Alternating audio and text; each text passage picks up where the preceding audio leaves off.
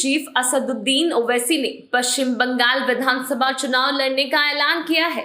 खास बात यह है कि ओवैसी ने सूबे में चुनाव लड़ने का फैसला चौथे चरण के नामांकन की अंतिम तारीख को किया है।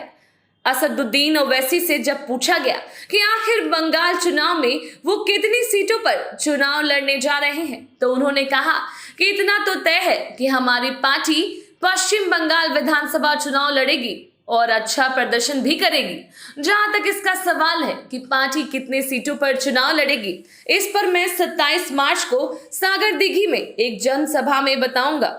पश्चिम बंगाल में AIMIM संगठन में बड़ी भूमिका निभाने वाले जमीरुल हसन अब ओवैसी को छोड़कर खुद बंगाल में इंडियन नेशनल लीग का नया चैप्टर शुरू करने जा रहे हैं। इंडियन नेशनल लीग वही पार्टी है जो साल 1994 तक मुस्लिम लीग के साथ थी। ऐसे में ओवैसी की पार्टी का चुनाव लड़ने का ऐलान करना काफी दिलचस्प माना जा रहा है। बता दें कि पिछले कुछ महीनों में ओवैसी ने कई बार बंगाल का दौरा किया है। ओवैसी के चुनाव लड़ने के फैसले के बाद अब कहा जाने लगा है कि AIMIM ममता दीदी की पार्टी TMC की वोट में सेंध लगा सकती है।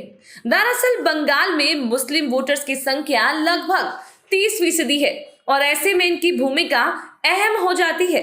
इससे पहले खबर थी कि इंडियन सेक्युलर पार्टी यानी ISF के बंगाल में चुनाव लड़ने की वजह से ओवैसी की पार्टी चुनावी मैदान में नहीं होगी। बता दें कि अब्बास सिद्दीकी की पार्टी ISF लेफ्ट और कांग्रेस के साथ गठबंधन में चुनाव लड़ रही है, लेकिन अब ओवैसी की पार्टी AIMIM के चुनाव लड़ने पर बंगाल की सियासत में एक नया समीकरण जुड़ गया है, जहां एक तरफ TMC और BJP के बीच जबरदस्त मुकाबला माना जा रहा है।